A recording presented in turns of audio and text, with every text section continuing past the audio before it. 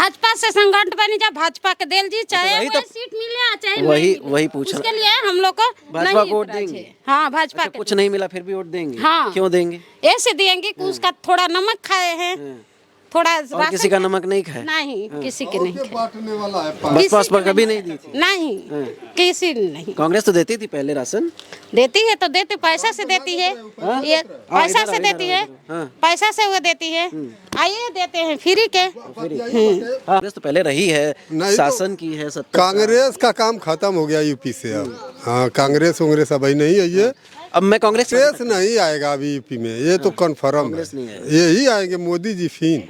हाँ, हम मुसलमान हैं, अच्छा हिंदू भी नहीं। क्या नाम है आपका? गयासुद्दीन। गयासुद्दीन जी, क्या लग रहा है, मतलब आप भाजपा को सपोर्ट कर रहे हैं, तो ये बहुत बहुत बड़ा प्रश्न है। आएगा, अब सपोर्ट वोट की बात ऐसा नहीं कहा जाता है कि मुसलमान वोट, कोर वोट जो है वो या तो कांग्रेस का होता है, तो सपा देखिए का भाई, होता है। ये नमक खाने की बात नहीं है, उसका लक्ष्य है कि वो आएगा, दूसरे को चुनबे नहीं करेगा कोई।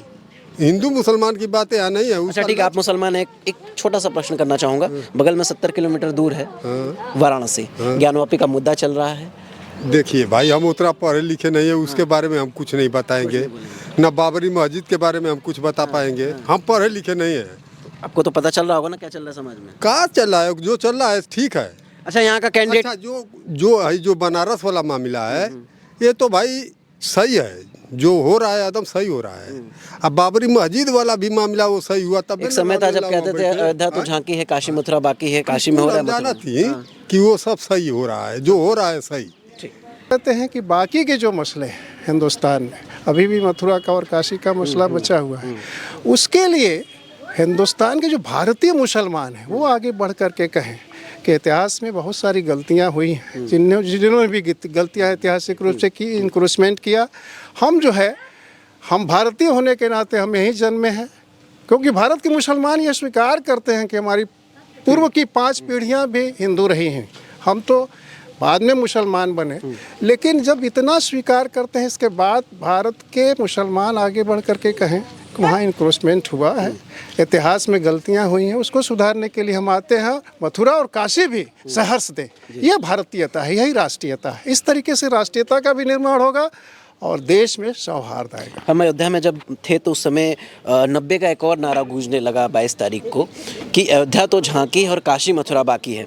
काशी का निर्णय आया अभी कि श्रृंगार गौरी की पूजा होने शुरू हो गई है, बाकी ज्ञानवापी के लिए सर्वे के लिए लगा हुआ है कोर्ट। क्या लग रहा है इस बार वाराणसी में क्या होगा? वाराणसी में तो शुरुआत हो चुकी है और वहाँ पे व्यास जी के उसमें पूजा भी शुरू हो गया है। वाराणसी में चूँकि यह मामला पूरी तरह से कोर्ट में है, कोर्ट फैसला भी देगा, पुरातत्व विभाग उसको प्रूफ कर चुका है, तो ऐतिहासिक रूप से वो साक्ष्य सारे हिंदू पक्ष और मंदिर के पक्ष में ही निर्णय देते हैं। तो उस तरीके से भी काशी का फैसला हो जैसे अयोध्या में हुआ है। हम ऐसा नहीं चाहते, हम चाहते हैं कि भारतीय समाज सौहार्द के साथ आगे बढ़ करके, भारतीय मुसलमान भी आगे बढ़ करके एक मैसेज दे, पूरी दुनिया को संदेश दे कि हम भारतीय समाज में सौहार्द के साथ, प्रेम के साथ, मोहब्बत के साथ रहते हैं। और इसमें यह जो काशी मथुरा बाकी है का जो नारा है, वह इशू खत्म हो जाएगा। अब हमारा जो मुद्दे में भाजपा के पक्ष में वोटर है, हाँ, एक उसका एक नेचर है, उसकी 19 का जो प्रकरण था, मनोज सिन्हा जी यहाँ से हार गए, तो क्या वो अभी भी कहीं टीस मन में रह गई है गाजीपुर के लोगों को? हाँ, वो टीस है, विकास के लिहाज से टीस है कि अगर मनोज सिन्हा होते इन 5 सालों में, तो वह गाजीपुर के विकास के लिए, इसकी तरक्की के लिए, इसका पूरा इंफ्रास्ट्रक्चर और चेंज होता जी। अब वो टीस तो है, बेशक। नमस्कार, मेरा नाम विशाल सिंह है और आप ट्रेंड भारत देखना शुरू कर चुके हैं। आपको बता दें कि हम अभी तक अयोध्या में थे, आपको अयोध्या से लगातार दिखा रहे थे राम मंदिर का सिलसिला, 500 वर्षों का लंबा संघर्ष। प्रभु रामलला 22 जनवरी को अपने भव्य और दिव्य मंदिर में आ गए, लेकिन अब हम आ गए हैं गाजीपुर। जी हाँ, वही गाजीपुर जिसका इतिहास बहुत पुराना रहा है, बनारस से 70 किलोमीटर दूर है। आपको बता दें कि वाराणसी में ज्ञानवापी मस्जिद को लेकर भी एक निर्णय आया है।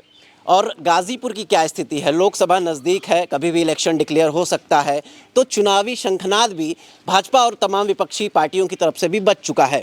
तो यहाँ के लोग कितने तैयार हैं चुनाव के लिए, यहाँ के लोग अपने आप को कितने तैयार कर चुके हैं, किस पार्टी का पलड़ा भारी है और कौन यहाँ पर मात खाएगा। कुछ यहाँ पे लोग हैं, यहाँ के लोकल लोग हैं, उनसे हम बातचीत करेंगे। क्या नाम है आपका? डॉक्टर बालेश्वर विक्रम जी। बालेश्वर जी, आप यहीं के हैं? जी जी। ये कब से रह रहे हैं गाजीपुर में? मतलब हम लोग जन्म से ही, हमारा ये हाँ मूल स्थान है, मोहल्ला है ददरी। हाँ जी ये ददरी घाट इसको बोलते हैं। जी, ददरी घाट बोलते हैं। क्या लग रहा है इस बार? अच्छा ये बताइए, 22 तारीख को प्रभु, हम लोग चूँकि 22 तारीख से मतलब पहले से ही अयोध्या में थे और प्रभु अपने भव्य दिव्य मंदिर में आ गए हैं, यहाँ तक असर आया है कि नहीं, पहले ये बताइए। इस यहाँ तक क्या पूरे देश में और पूरी दुनिया में रामलला के विराजमान होने का असर आया है। और यह एक ऐतिहासिक घटना हुई पूरे हिंदुस्तान के राजनीतिक परिदृश्य को भी बदलने के लिहाज से। और हम कह सकते हैं कि यह जो घटना है वास्तव में चुनाव को ही नहीं, हमारे भारतीय जनजीवन को भी प्रभावित करता है। चूँकि ऐतिहासिक रूप से हम साबित करने की कोशिश करते हैं कि कोर्ट का फैसला आया, पुरातत्व विभाग उसको जो है हमें सबूत देता है। चुनाव के लिए तो एक बढ़िया स्वच्छ छवि का और मजबूत लीडर चाहिए ही, और भाजपा को खास तौर से उसका चुनाव कर लेना चाहिए। और जो हमारे परंपरागत सांसद हुआ करते थे उनकी क्या स्थिति है अब वो ज़्यादा अच्छा समझते हैं, और पार्टी के लोग भी। लेकिन एक बड़ा कैंडिडेट चाहिए भाजपा की तरफ से भी, हाँ बड़ा चेहरा चाहिए।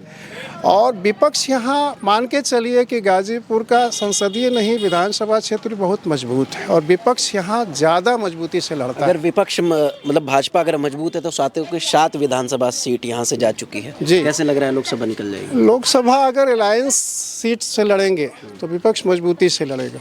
और अगर एक तरीके से देखा जाए तो भाजपा की मजबूती तब होगी जब या तो सीधे मैं नाम लेके कहूं कि मनोज सिन्हा जैसे कैंडिडेट लड़े, या उनसे भी अगर कोई ताकतवर लड़े तो गाजीपुर की सीट निकल सकती है। क्या लग सकता है? अपने नाम ले सकते हैं खुल के, कोई दिक्कत नहीं है। और किसको चेहरा में देख रहे हैं आप? मुझे अगर लगता है कि भाजपा के लोग आते हैं, टिकट लेते हैं, जैसे ओम प्रकाश राजभर दावा कर रहे हैं गाजीपुर की, तो भाजपा से अब हो गया है, गठबंधन हो गया है, तो अगर वो लोग लड़ेंगे तो एक संदेह की स्थिति बनी रहेगी गाजीपुर की सीट एनडीए को मिले कि ना मिले। लेकिन मजबूती से विपक्ष के लोग या इंडिया अलायंस के लोग लड़ेंगे। इस बात को तय मानिए कि गाजीपुर एक बहुत बड़ा विपक्ष का सेंटर बहुत सदियों पुराने ज़माने से रहा है। तो यहाँ कम्युनिस्ट आंदोलन का भी स्थान रहा है, समाजवादी आंदोलन का भी स्थान रहा है, और कांग्रेस भी यहाँ से अपना लोकसभा की अगर बात करें तो उत्तर प्रदेश के मुख्यमंत्री लगातार ये दावा कर रहे हैं कि इस बार यूपी से 80 में से कम 78 सीट 76 सीट उनका दावा है कि 80 में से वो निकाल लेंगे। तो क्या गाजीपुर उसमें है कि नहीं है? गाजीपुर बेशक हो सकता है, उसकी स्ट्रेटजी बनानी पड़ेगी। केवल मुझे लगता है कि राजभर वोट के सहारे यह सीट नहीं निकाला जा सकता, और भी अलायंस करने की स्थितियां बन सकती हैं मजबूत कैंडिडेट देने से। भाजपा का जो टारगेट है वह तो पूरा होगा अन्य जगहों से। वो 400 वाला टारगेट जो है या गाजीपुर से या यूपी से 78 सीट वाला भी वो पूरा हो सकता है। लेकिन स्ट्रेटजी अब पार्टी कैसे बनाती है और पार्टी के लीडर कैसे सोचते हैं।